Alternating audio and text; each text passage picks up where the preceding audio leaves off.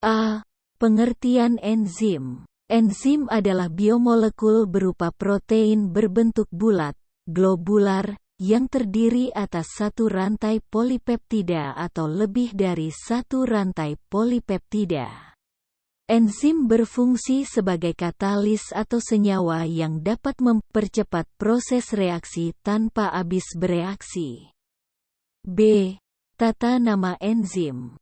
Tata nama enzim secara trivial. Enzim berdasarkan substrat yang dikatalisis. Nama enzim diakhiri dengan AC, kecuali beberapa enzim proteolitik yang diakhiri dengan -in, seperti papain, bromelin, pepsin.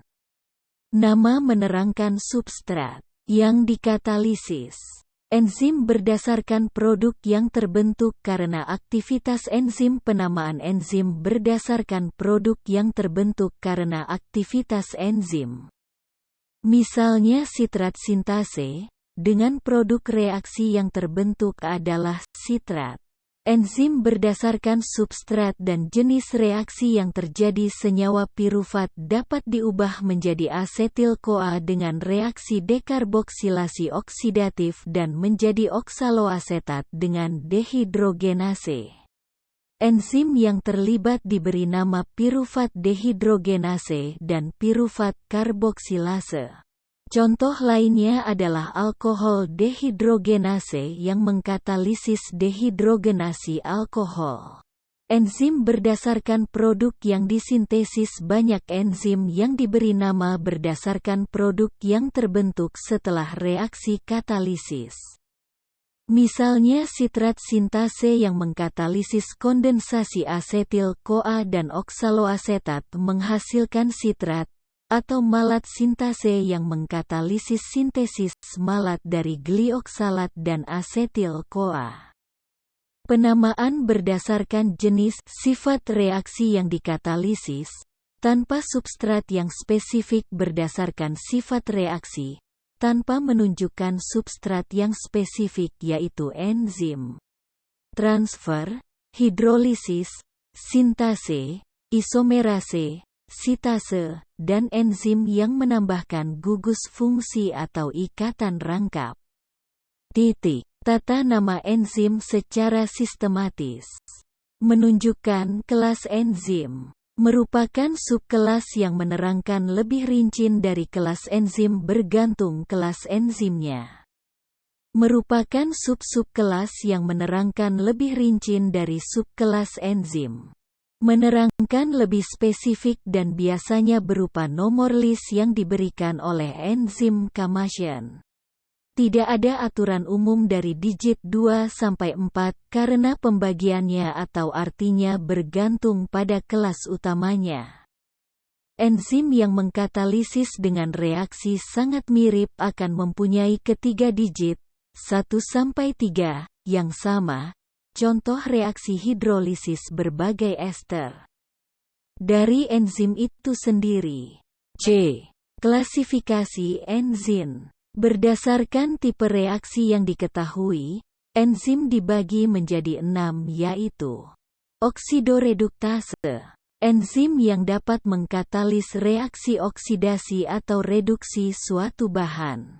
Dalam golongan enzim ini terdapat dua macam enzim yang paling utama yaitu oksidase dan dehidrogenase. Oksidase adalah enzim yang mengkatalis reaksi antara substrat dengan molekul oksigen. Dehidrogenase adalah enzim yang aktif dalam pengambilan atom hidrogen dari substrat. Transferase. Enzim transferase adalah enzim yang ikut serta dalam reaksi pemindahan, transfer, suatu radikal atau gugus. Hidrolase. Enzim hidrolase merupakan kelompok enzim yang sangat penting dalam pengolahan pangan, yaitu enzim yang mengkatalisis reaksi hidrolisis suatu substrat atau pemecahan substrat dengan pertolongan molekul air. Enzim-enzim yang termasuk dalam golongan ini diantaranya adalah amilase, invertase, selulase, dan sebagainya. Liase. Enzim liase adalah enzim yang aktif dalam pemecahan ikatan C5C ikatan C5O dengan tidak menggunakan molekul air. Isomerase.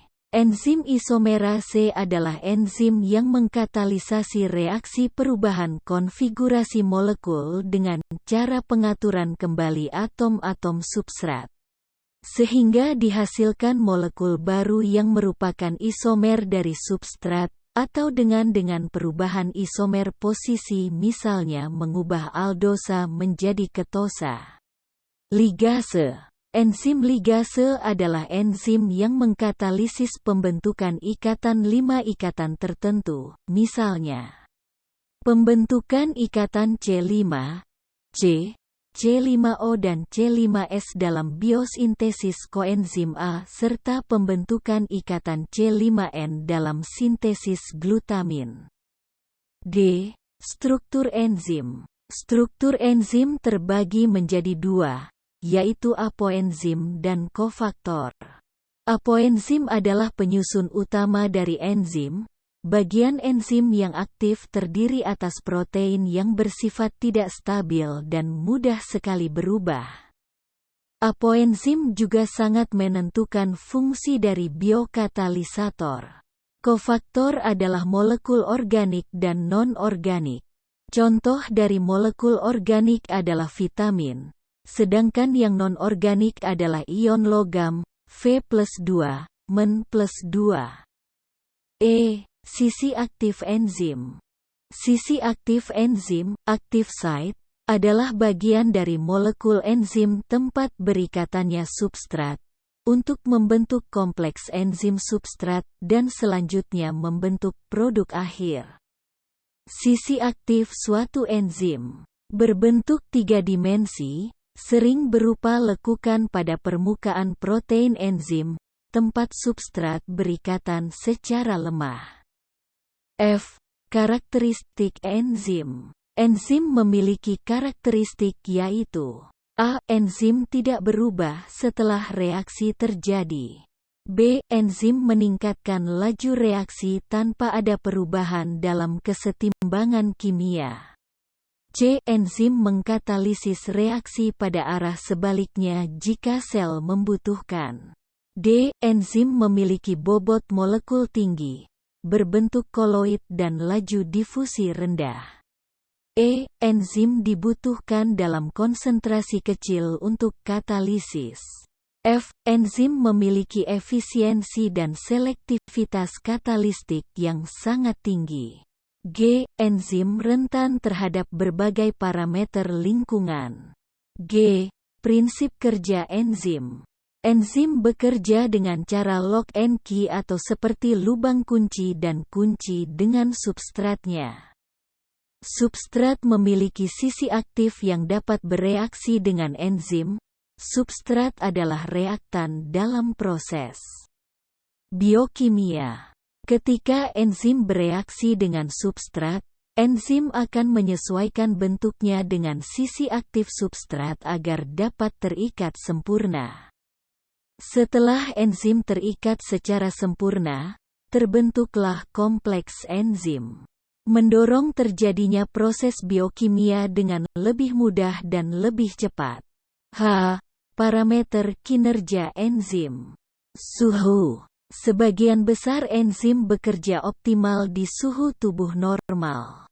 Masing-masing enzim mempunyai suhu optimum yang berbeda-beda.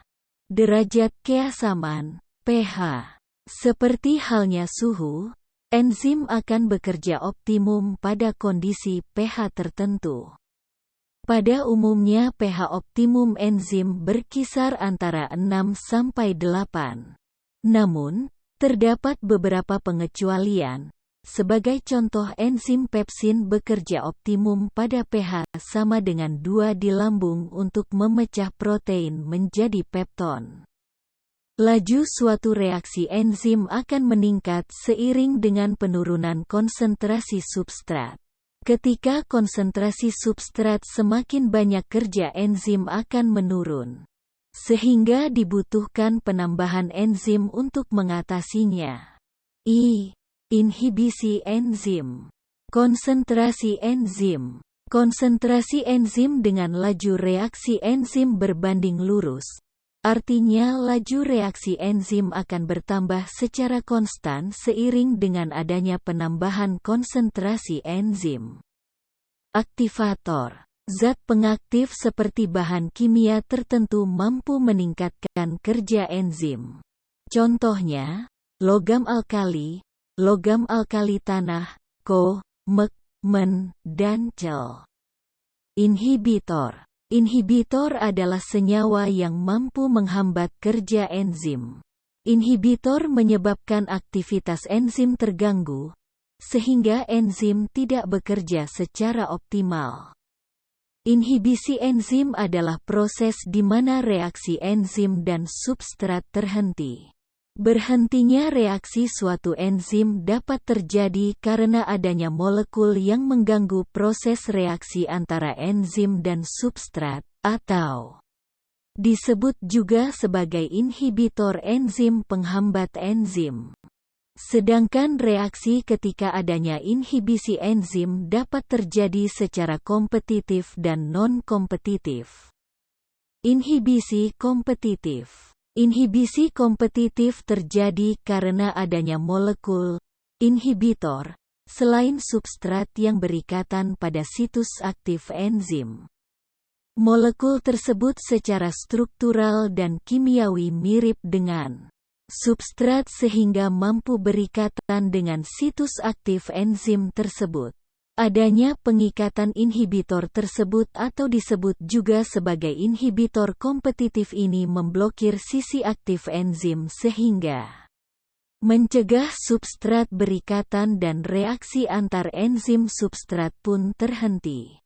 Kejadian ini dapat dicegah dengan menambah konsentrasi substrat.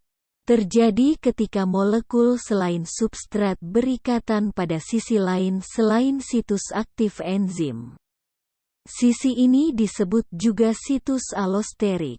Pengikatan inhibitor ke situs allosterik menyebabkan perubahan konfirmasi situs aktif enzim, sehingga substrat dan situs aktif enzim tidak dapat berikatan. Untuk mencegah terjadinya inhibisi non-kompetitif ini sangat sulit meskipun dilakukan penambahan kadar substrat karena inhibitor tidak bersaing secara langsung dengan substrat. J. Pengendalian reaksi enzim.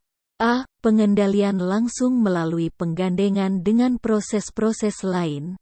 Maksudnya adalah pengaturan oleh ligan, molekul yang dapat terikat pada enzim, yang tidak ikut berperan dalam proses katalistik itu sendiri. Ada berbagai macam pengendalian seperti itu, di antaranya 1.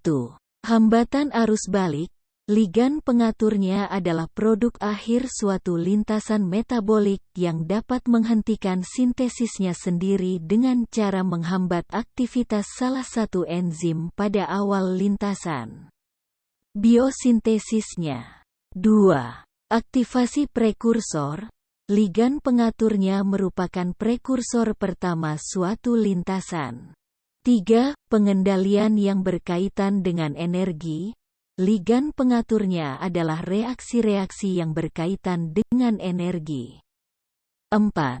Sifat-sifat pengikatan enzim pengatur. Tidak semua enzim merupakan enzim pengatur yang aktivitasnya dapat dikendalikan secara langsung. B. Pengendalian genetis. Induksi dan represi enzim. Untuk terjadinya sintesis enzim dibutuhkan suatu induser, yaitu substansi berberat molekul rendah dan bisa berupa substrat atau senyawa dari reaksi yang dikatalis oleh enzim yang bersangkutan. Prosesnya disebut induksi. Bila substansi berberat molekul rendah baik produk ataupun senyawa yang sekerabat bagi reaksi yang bersangkutan, berlaku sebagai kompresor dengan cara mencegah sintesis enzim tersebut, disebut